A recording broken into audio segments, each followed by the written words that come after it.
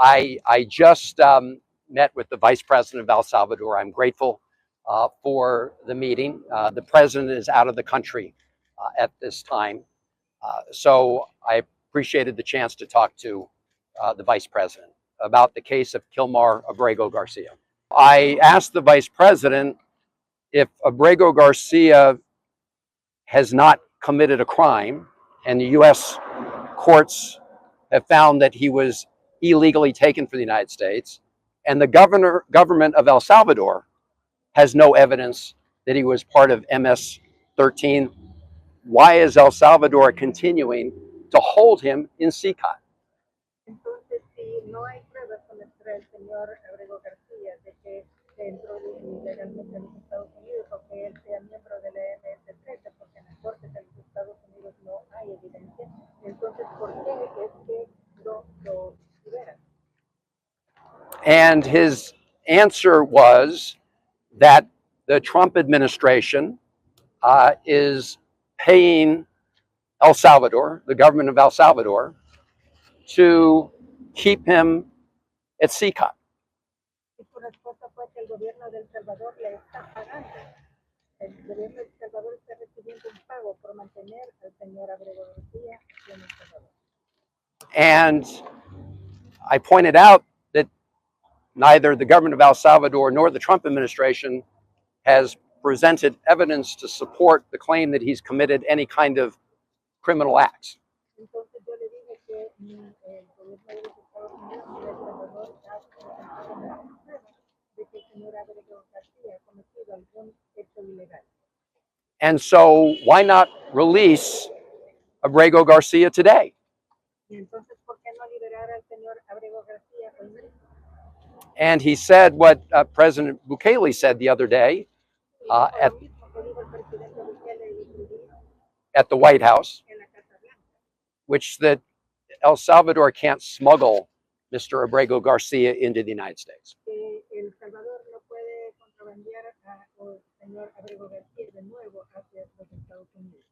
And I said, I'm not asking him to smuggle Mr. Abrego Garcia into the United States. I'm simply asking him to open the door of CICOT and let this innocent man walk out.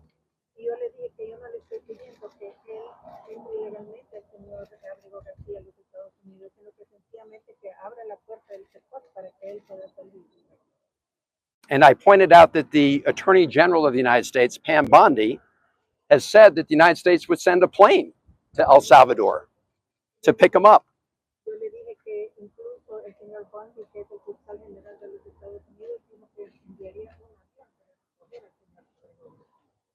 And why did she do that? Because the Supreme Court of the United States, in a ruling of 9-0, has said that the Trump administration has to facilitate his return to the United States.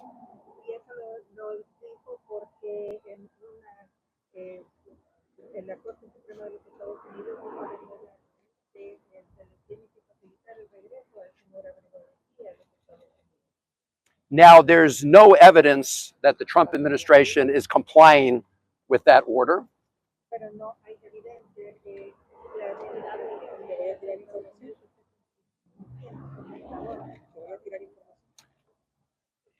There's no evidence that they're complying with that order. In fact, the United States Embassy here has told me they've received no direction from the Trump administration to help facilitate his release.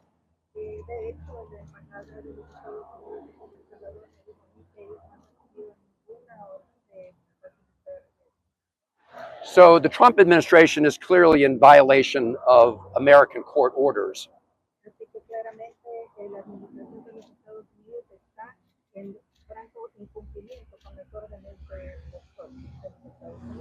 But that still leaves the question, why is the government of El Salvador continuing to imprison a man where they have no evidence he's committed any crime and they've not been provided any evidence from the United States that he's committed a crime?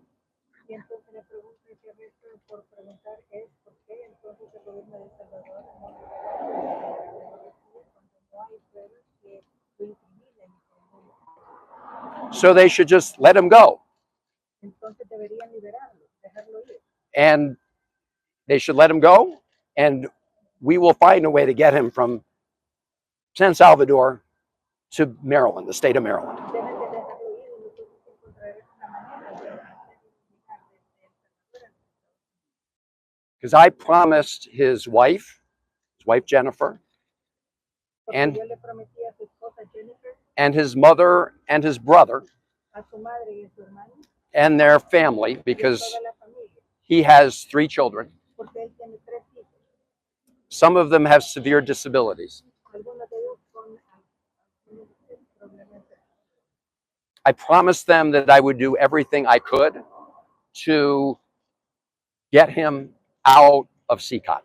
Y yo les prometí a ellos que iba a hacer todo lo que estuviera en mis manos para sacarlos del sector.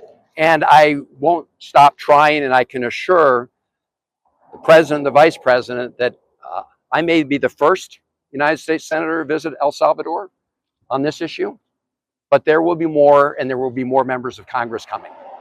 Yo les he dicho a El Salvador que tal vez soy el primer senador que ha venido para tratar este asunto, pero puedo asegurarles que no se van a venir muchísimos. This is an unsustainable and unjust moment, so it cannot continue this way. Este es un momento que no es sostenible, no puede continuar de esta manera. I also told his wife and family that I would try to meet with Mr. Abrego Garcia while I was here. También les prometí a su esposa y a su madre que iba a tratar de reunirme con el señor Abrego García mientras él estuviera aquí en el país. So I asked the vice president if I could meet with Mr. Abrego Garcia. Así que le pregunté al señor vicepresidente si yo podía reunirme con el señor Abrego García. And he said, well, you need to make earlier provisions to go visit CCOT. Y él me dijo que había que hacer ciertos arreglos previos para poder entrar al sector. I said, I'm not interested at this moment in taking a tour of CCOT. I just want to meet with Mr. Abrego Garcia. Y yo le contesté que yo no estaba interesado en tomar un tour, dar una vuelta, porque lo que yo quería era tener una reunión con el señor Abrego García. He said he was not able to make that happen. Y él me dijo que no estaba dentro de sus posibilidades hacer que eso sucediera. I asked, he said he need a little more time. Me dijo que necesitaba más tiempo. I asked him if I came back next week, whether I'd be able to see Mr. Abrego Garcia. Yo le pregunté que si regreso la próxima semana, si entonces sí voy a poder hablar con el señor Abrego García. He said he couldn't promise that either. Y me dijo que eso tampoco lo podía prometer. So I asked him if I could get on the phone, either video phone or just a phone, and talk to Mr. Abrego Garcia. Entonces yo le pregunté que si podía hacerle una llamada telefónica, ya fuera una videollamada o por teléfono con el señor Abrego García. So I could just ask him how he's doing so I could report back to his family. Solamente para saber cómo está y poder reportar nuevamente en su estado a su familia. He said he could not arrange that. Y me dijo que no podía hacer arreglos para eso. He said maybe if the American embassy were to ask, maybe that could happen. Me dijo que si tal vez la embajada americana lo pidiera, tal vez entonces podría suceder. So I will certainly ask the American embassy to ask the government of El Salvador to connect us by phone. Así que ciertamente yo voy a hacer a la embajada de los Estados Unidos para ver si puedo hablar con él por teléfono. I asked him how about his family? How can he talk to his wife so that she can hear his voice? Y también hice la pregunta de que qué puede hacer la familia, su esposa, para poder hablar y que ella escuche su voz. I let him know that the family has requested that. Y le dije que la familia ha solicitado eso. He said he was not sure whether he could make that happen. Y me dijo que no estaba seguro de poder hacer eso. So we have an unjust situation here.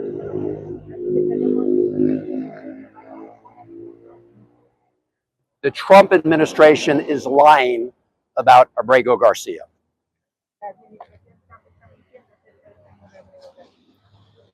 The American courts have looked at the facts. In fact, the Trump administration lawyer, the government lawyer, admitted to the court that Mr. Abrego Garcia had been mistakenly taken in administrative error, that it was a mistake.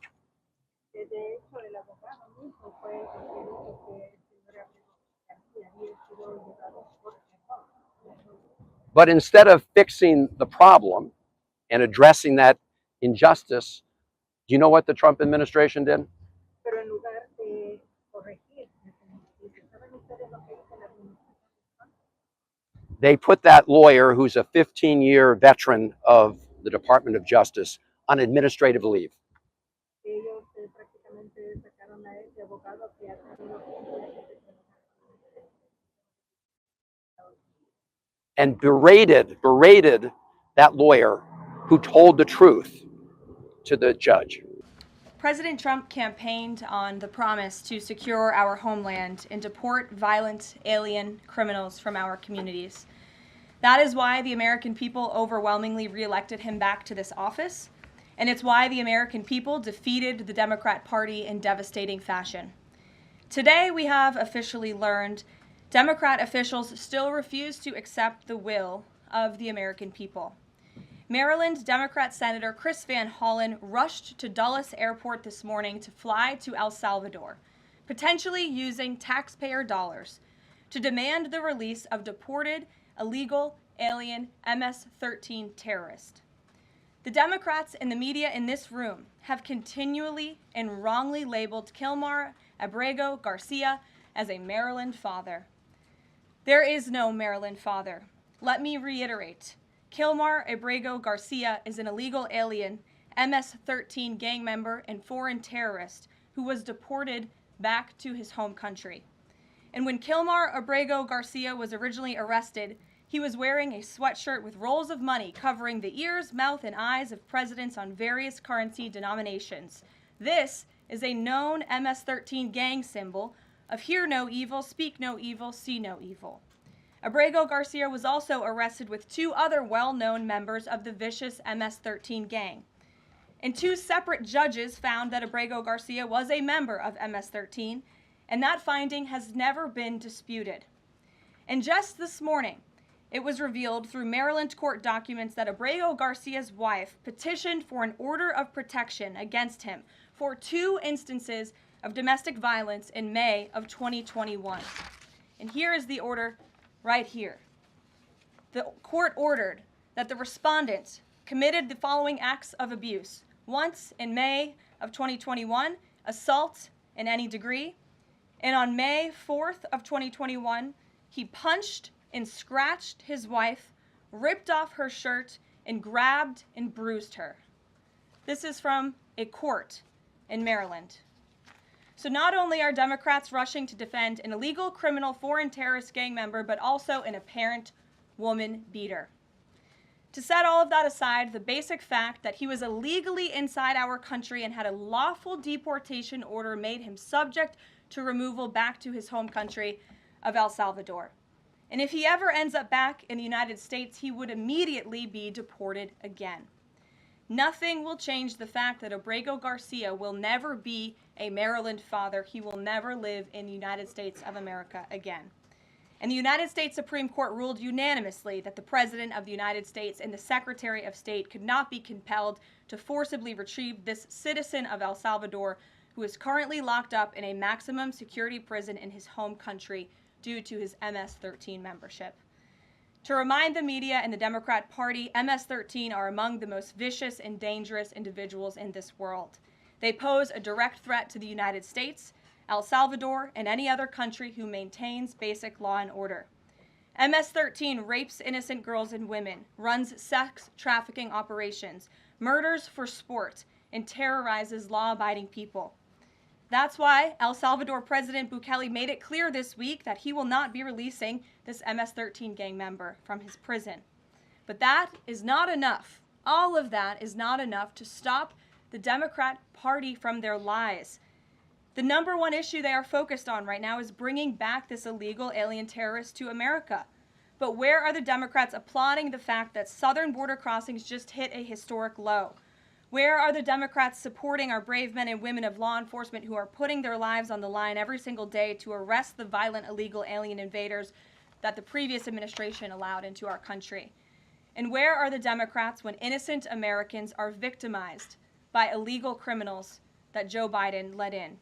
It's appalling and sad that Senator Van Hollen and the Democrats applauding his trip to El Salvador today are incapable of having any shred of common sense or empathy for their own constituents and our citizens. Nobody knows this more than the woman standing to my right, Patty Morin, whose beautiful daughter Rachel was brutally maimed and murdered at the hands of an illegal alien in August of 2023. Patty no longer has her daughter because of the failed Democrat Party's open border, and these are policies that President Trump is bringing an end to.